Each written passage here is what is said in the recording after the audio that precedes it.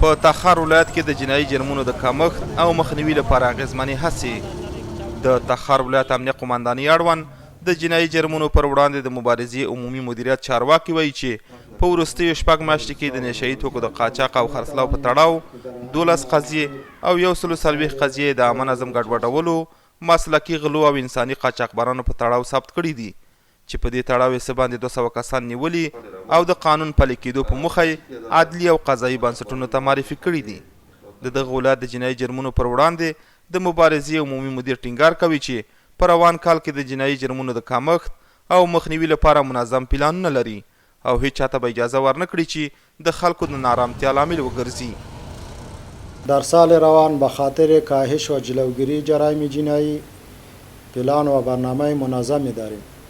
و به هیچ کسی اجازه نمیدهیم باعث اخلال نظم عامه در جامعه گردد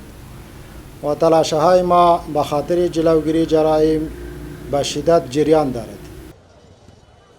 له بلې خوا د تخار ولایت یو شمېر اوسیدونکي د دې ولایت د پولیسو په ځانګړې توګه د جنایي جرمونو پر وړاندې د مبارزې مدیریت هڅې او لاسته راوړنې د مجرمینو او جنایتکارانو د نیولو په برخه کې ستایي او ټینګار کوي چې د اسلامي امارت پر راتګ سره امنیت ټینګ او جنایی جرمونه کم شوی دي. شکر الحمدلله امنیت داریم، آرامی است، شب روز بگردیم دیگه اگه ممانعت نیست انشالله دیگه از نیروهای امنیتی بسیار تشکری میکنیم که واقعا امنیت درست میگیرن، چک پوینت‌های خوب دارن. تب تلاش‌های نیروهای امنیتی که وجود داره خدا گراف سرقت، دزدی و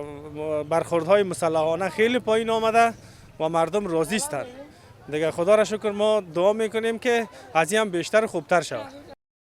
د تخار ولایت د جنایي جرمونو پر وړاندې د مبارزې عمومي مدیریت مسؤلین ټینګار کوي چې د دې ادارې کارکوونکي او منصوبین د جنایي جرمونو د مخنیوي او د جنایي قضیې د څېړلو او د جرم پیژندلو د قوانینو په پام کې نیولو سره د جرمي قضیې د څېړلو په برخه کې مسلکي زده کړې کړې دي.